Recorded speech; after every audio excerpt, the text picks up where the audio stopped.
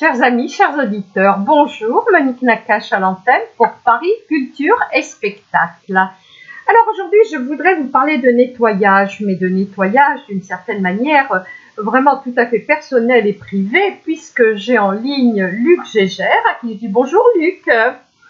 Bonjour Monique. Alors Luc, vous êtes psychothérapeute, vous exercez, vous avez plusieurs casquettes. Toujours dans les méandres du cerveau, vous êtes praticien PNL, sophrologue et hypnose ericksonienne, et vous nous arrivez avec un manuel de ménage, la solution NERTI, qui est en fait une méthode que vous annoncez ultra simple pour se libérer de toute phobie, angoisse, panique, timidité, jalousie. Alors, Luc, comment vous définiriez votre méthode ?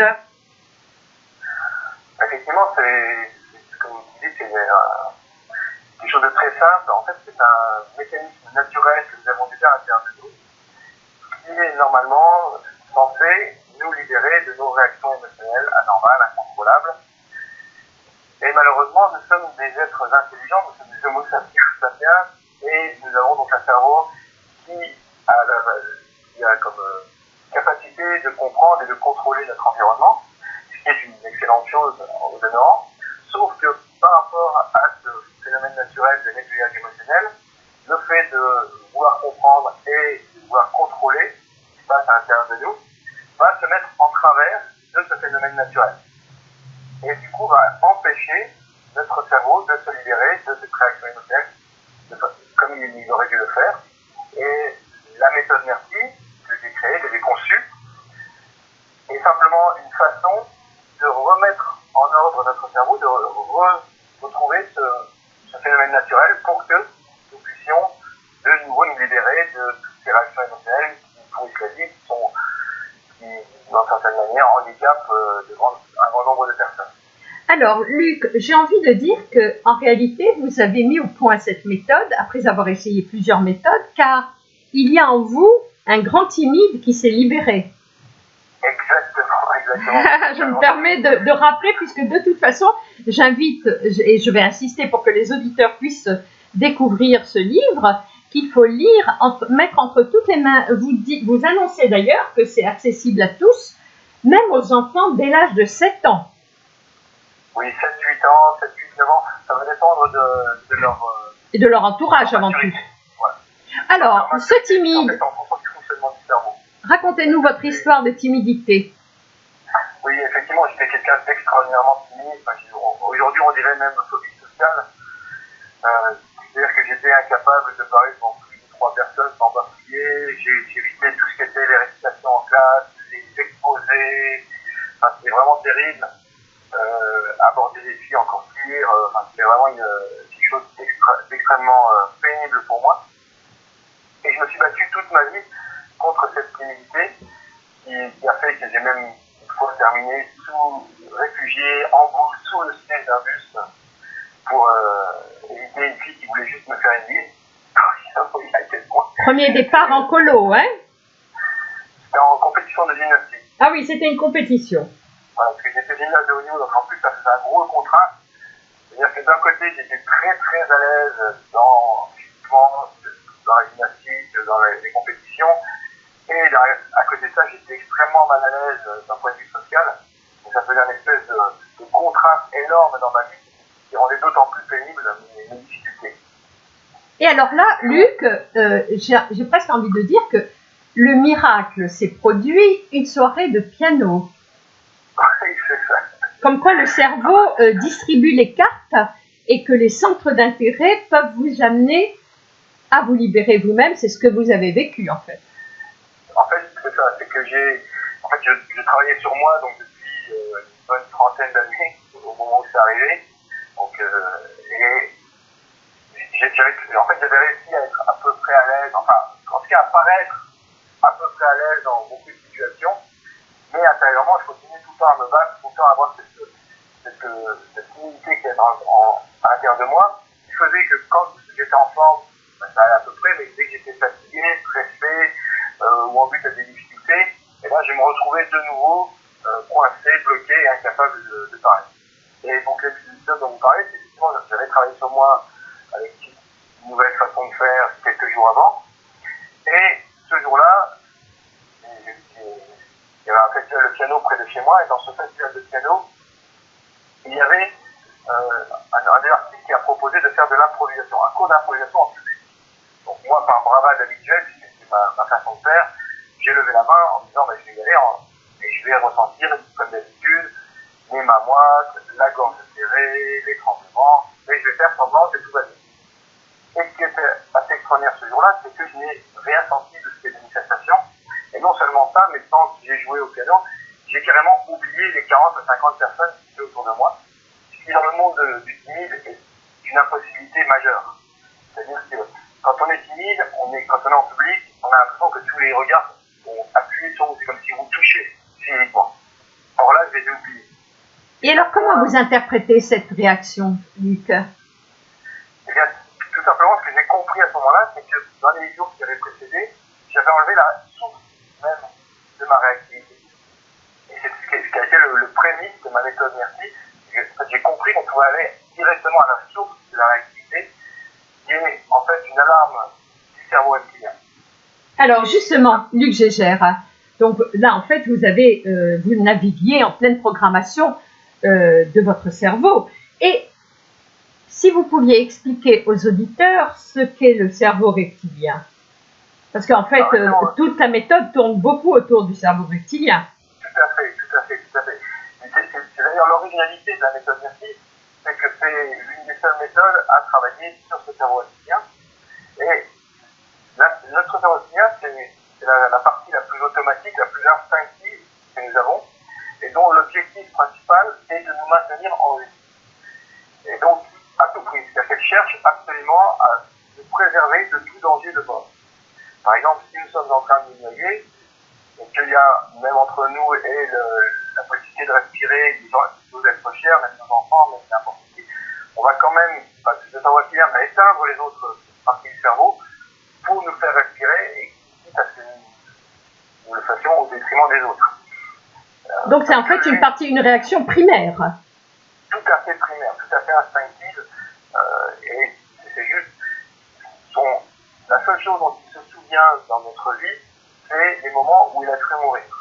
Et ces moments où il a cru mourir sont en général certaines pertes de connaissance, et la réaction émotionnelle anormale comme la phobie, comme l'angoisse, comme la panique, comme la jalousie maladive, comme la timidité aussi, sont simplement des associations dans notre cerveau entre certaines situations, c'est une situation qui provoque cette réaction émotionnelle, et le fait que notre cerveau reptilien notre cerveau reptilien pense que ça ressemble à un moment où il a cru mourir. Et c'est pour ça qu'il envoie cette alarme qui est aussi puissante et aussi difficile à contrôler. Donc en réalité, le cerveau reptilien n'a pas la capacité de raisonner ou d'être raisonné. Aucune capacité de raisonnement, aucune capacité de compréhension logique, aucune capacité de raisonnement. On ne peut pas expliquer au cerveau reptilien et dire mais non, c'est pas grave, c'est pas dangereux. Parce qu'il ne comprend même pas le langage, il ne comprend même pas les idées, il ne comprend même pas le raisonnement. C'est pour ça que la méthode Merci est une méthode vraiment originale, parce que la plupart des méthodes vont s'adresser au raisonnement, vont s'adresser à l'émotionnel. Or, cette partie du cerveau ne comprend ni le langage ni l'émotionnel. Et en fait, Luc Gégère, votre méthode est applicable aussi bien auprès des professionnels de santé, donc aux thérapeutes, qu'aux éventuels patients. Tout à fait. En fait, j'ai écrit le livre comme une autothérapie, c'est-à-dire une façon d'apprendre la technique pour pouvoir se l'approprier et l'utiliser pour soi-même. Maintenant, il y a aussi un accompagnement en ligne où là, ceux qui veulent aller un peu plus loin peuvent se faire accompagner donc, sur merci.fr pour être accompagnés et apprendre ce processus. Et ensuite, pour ceux qui veulent devenir thérapeutes, qui veulent faire de l'accompagnement, ils peuvent aller vers les niveaux de praticiens et de maîtres praticiens qui sont aussi enseignés en ligne et qui permettent de faire la formation de n'importe où en monde à son rythme et d'avoir les certifications derrière. Alors, Luc Gégère, on va revenir à la méthode parce qu'en réalité, vous avez été votre premier patient. Tout à fait. D'ailleurs, c'est pour ça que en fait, c'est quand j'ai découvert que j'avais libéré ma timidité, que je me suis dit que c'était absolument absolument génial. Alors, je m'étais battu pendant plus de 30 ans contre ça, j'avais toutes les techniques. Alors, vraiment, je cherchais sans arrêt, je testais sans arrêt tout ce que je pouvais trouver comme technique, et sans résultat vraiment significatif. Enfin, ça allait mieux, mais c'était pas encore ça. Et quand j'ai trouvé comment j'avais réussi à me libérer, je ne pouvais absolument pas garder ça pour moi. Donc, j'ai commencé à l'utiliser d'abord dans mon cabinet avec quelques minutes de personnes. Puis, j'ai enseigné à des thérapeutes. Puis, comme j'avais trop de demandes, je n'arrivais pas à suivre. C'est pour ça que je suis parti sur la formation en ligne pour pouvoir démultiplier mon impact. Et en faire profiter un maximum. Exactement. Parce que moi, ma valeur première est d'apporter une différence dans la vie des gens. Et c'est ce qui me motive, c'est ce qui me fait lever chaque matin. C'est mon rêve, c'est d'impacter un maximum de personnes. J'ai même, mon grand rêve serait d'impacter plus d'1 milliard de personnes avant mon 100e anniversaire. Ah, on vous le souhaite, Luc. Et donc, je vous remercie de participer à cette... Alors, Luc, vous insistez beaucoup sur les 3 étages du cerveau. Alors, sans rentrer sur les détails scientifiques, il y a donc 3 zones. Vous insistez sur le cortex, la zone centrale et la base. Et vous dites surtout que la difficulté réelle vient du cerveau intelligent. Tout à fait. C'est ce que je vous disais tout à l'heure au début, c'est-à-dire que le problème du cerveau intelligent, c'est qu'il va interférer avec le processus naturel de nettoyage émotionnel. C'est-à-dire que le fait de devoir comprendre notre problème, de se poser des questions pourquoi j'ai ce problème, est le meilleur moyen de renforcer le problème. Dans le monde mental, tout simplement parce qu'en se posant cette question-là, pour comprendre notre propre question, pour comprendre la question pourquoi j'ai ce problème, on est obligé de passer dans le circuit neuronal du problème. Et en passant dans ce circuit neuronal, tout ce qu'on fait se renforce dans notre cerveau. Donc le fait de repasser dans ce circuit neuronal du problème ne fait que renforcer le problème. Donc, alors, quels sont les pièges à éviter? Parce que vous en citez 7, et ça serait important de savoir lesquels et pourquoi. Alors, effectivement, j'ai cité les 7, ça serait peut-être... Non, sans rentrer dans le détail, Luc, mais les citer au moins. Les principaux, parce que vous parlez vous dites, entre autres, qu'il ne faut surtout pas forcer le processus. Or, ça, c'est important. Ça veut dire donner le temps. Comme si on devait ingérer une réaction. Voilà, le problème, effectivement, c'est que quand on cherche à contrôler le processus, en fait, c'est un processus naturel. C'est comme si vous me disiez, je veux contrôler mon endormissement. Quand je dis je veux m'endormir, c'est le meilleur moyen de ne pas s'endormir. Puisque le fait de vouloir va aller contre le processus d'endormissement qui est un lâcher-prise. Tout à fait. Donc, quand on veut forcer un processus, c'est comme, si on dit, quand on fait l'amour, si on veut forcer le fait d'avoir du plaisir, on a beaucoup moins de plaisir. C'est la même chose, on ne force pas ce genre de processus. L'autre erreur aussi qu'il y a à faire, c'est de chercher à comprendre, donc j'en ai déjà parlé. Il y a aussi de limiter les sensations. Alors ça, c'est quelque chose qui arrive souvent. Quand les gens sont en but à une difficulté, à une peur, à une angoisse, à une panique, l'erreur qu'on veut faire, c'est qu'on essaie de minimiser cette peur. Parce qu'on veut la maîtriser, en fait. C'est ça. Et du coup, c'est comme si on essaie d'empêcher quelque chose de se faire à l'intérieur. Donc, en réalité, le préambule, c'est de le lâcher prise total. C'est ça.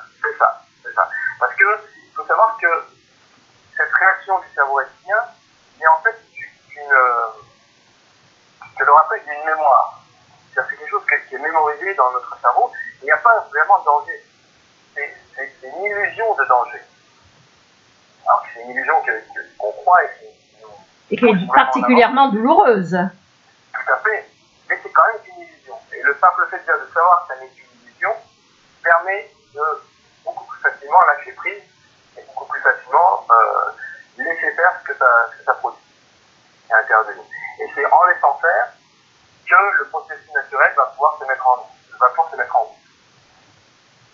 Alors, dans la pratique, vous donnez quelques conseils. Vous dites, entre autres, accueillez ce que vous ressentez. C'est ça. Ça va dans le sens de ce que je viens de dire. Effectivement, c'est de laisser faire ce qu'on ressent, mais vraiment important, c'est de rester au niveau des sensations.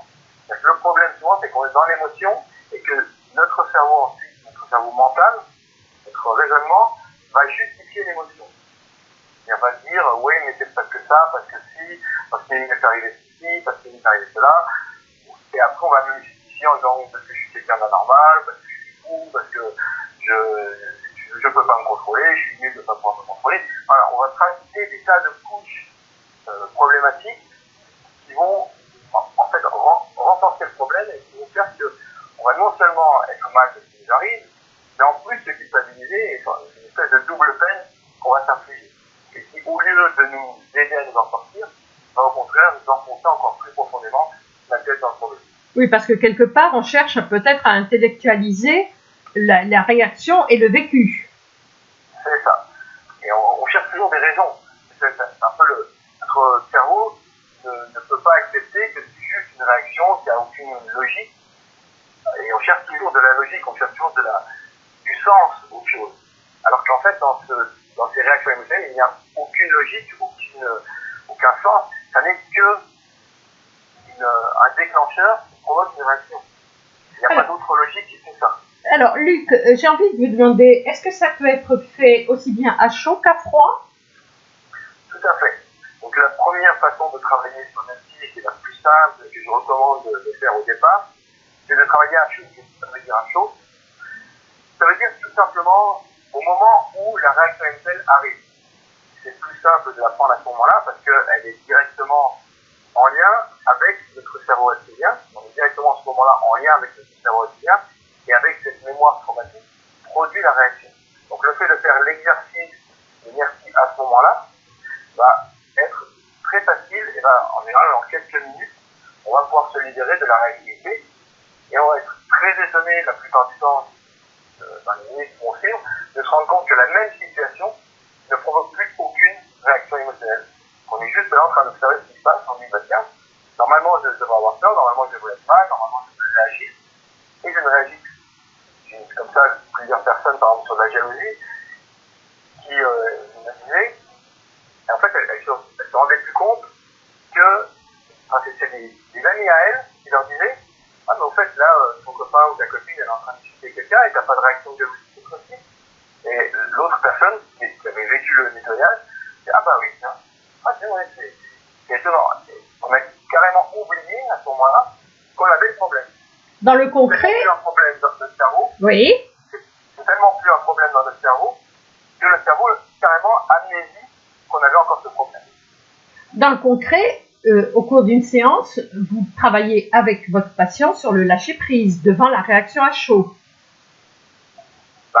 En cabinet, c'est plus compliqué de travailler Bien à chaud. sûr. En général, là, en cabinet, vous êtes à froid. On va travailler à froid. Bien sûr. Mais vous leur demandez éventuellement de faire le même travail à chaud chez eux.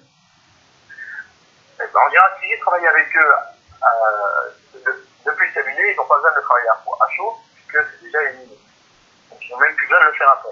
Et s'ils utilisent le livre ou la formation en ligne, ils vont apprendre à le faire par eux-mêmes. Et en général, en une séance qui est bien faite, ils vont être capables, ils vont complètement avoir libéré cette réactivité. Il n'y a pas besoin d'y revenir. Parce qu'une fois qu'elle est libérée, c'est fini. Le cerveau reptilien étant une partie du cerveau qui est très c'est soit oui, soit non, soit la vie, soit la mort.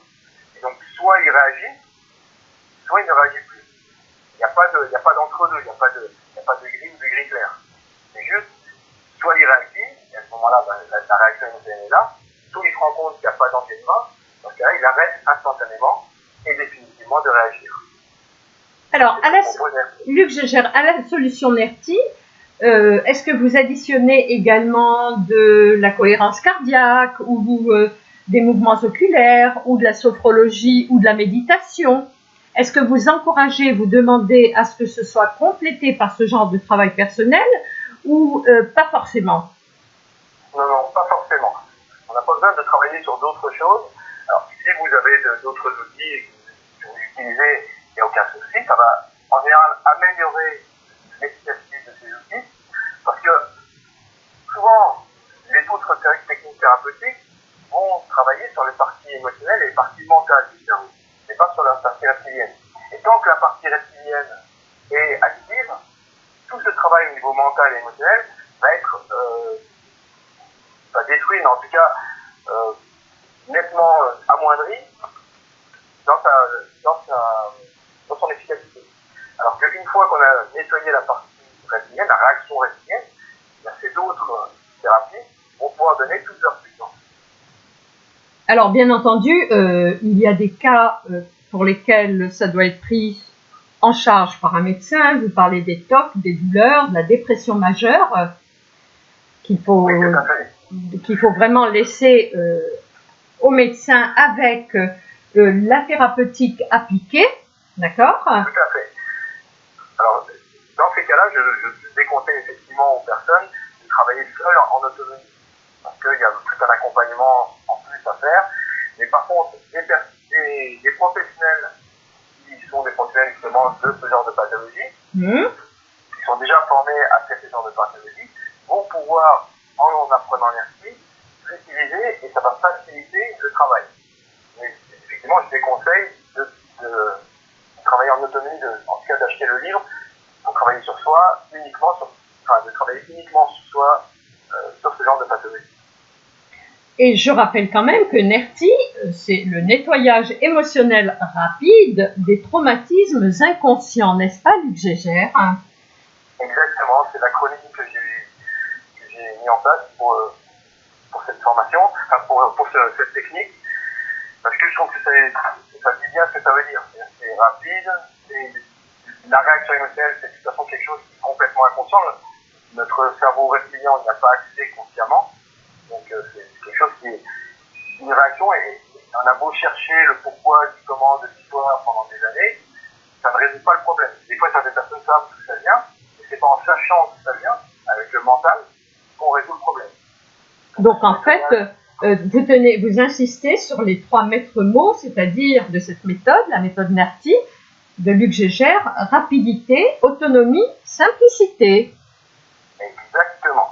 Et donc avec le livre, on peut déjà faire un gros travail. Et c'est l'objectif du livre. J'ai déjà des témoignages de personnes qui sont déjà libérées grâce uniquement avec le livre.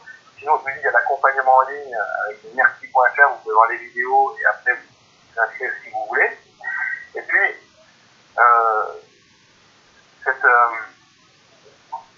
cette méthode NERTI, elle est faite pour être diffusée au plus profond de soi.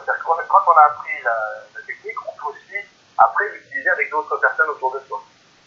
Tout à fait. L'objectif, c'est cette autonomie, c'est de faire en sorte qu'on ne soit plus dépendant d'un thérapeute, mais une fois qu'on connaît la technique, quand on est en but à des problématiques autres que celles pour lesquelles on a appris au début, on sait qu'on va de toute façon pouvoir les traiter avec cette méthode. Également à distance, Luc? On peut travailler sur soi, après. Non, mais est-ce qu'on peut aider les autres à distance soi-même? Alors, je conseille, dans un premier temps, pour ceux qui veulent travailler à distance, dans le cas des thérapeutes reconnus, de travailler d'abord avec des personnes en présentiel, en présence des personnes. Je déconseille de faire des séances à distance en premier abord avec des personnes qu'on ne connaît pas. Parce qu'on ne sait jamais les réactions, il peut y avoir des coupures, et je trouve que c'est une très mauvaise idée d'arrêter une séance en cours.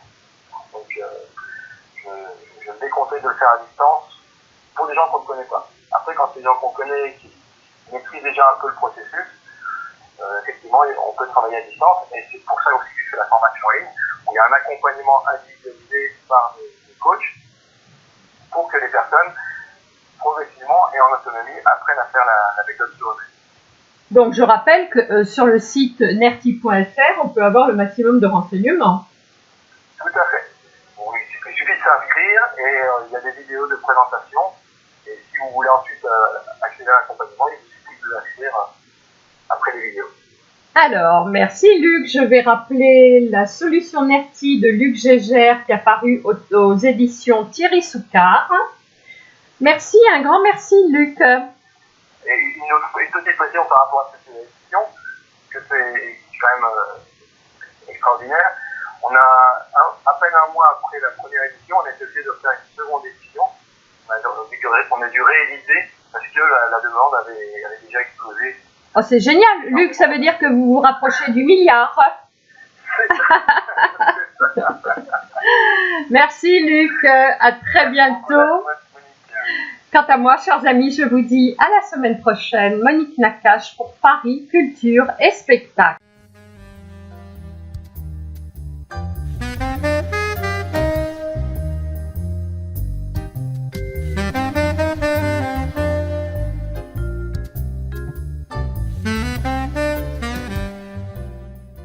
Là.